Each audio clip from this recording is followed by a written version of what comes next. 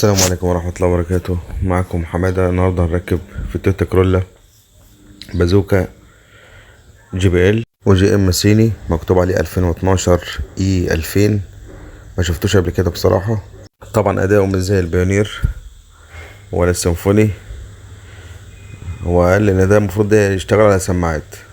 تمام. دي الوصلة الكاملة اهي، وصلة كاملة. ودي بازوكا جي بي ال 1000. دي وصلة كاملة بس نضيفة شوية.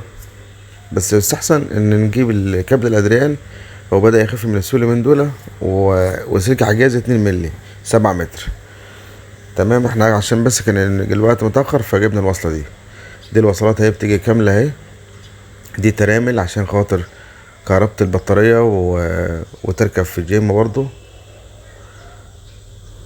هنفك الكاسيت كله من تحت لفوق.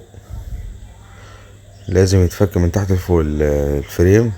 بعد كده تطلع بالكاسيت اهو. هنبتدي نفك بقى. لازم تفك من هنا الاول. الفبراية دي لازم يكون معاك الفبراية اللي انا بشتغل بيها على طول، الصفرة دي اهي. طلعت اول مسطرة. نخش على التانية. لازم تفك الجنبين اللي تحت الاول، بعد كده بتطلع باللي فوق.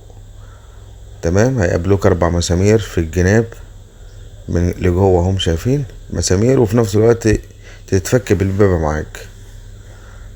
يا اما تفك بالبيبة يا اما تي 10 عشان التي طويلة فممكن تجيب معاك لجوه اكتر، يا اما نفك صليبة.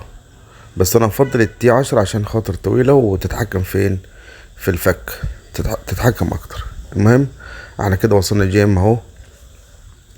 وصلنا الار سي ووصلنا كهرباء والارضي وباور انتنا ووصلت البازوكا اهي. وبكده نكون وصلنا لنهاية الفيديو ونشوفكم في فيديو جديد.